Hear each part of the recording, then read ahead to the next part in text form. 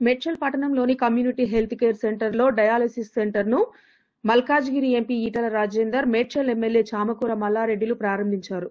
ఈ సందర్భంగా ఎంపీ, ఎమ్మెల్యేలు మాట్లాడుతూ ఈ డయాలసిస్ సెంటర్ ప్రారంభంతో మేడ్చల్తో పాటు పరిసర ప్రాంతాల ప్రజలకు అధునాతన వైద్య సేవలు అందుబాటులోకి రానున్నాయని తెలిపారు.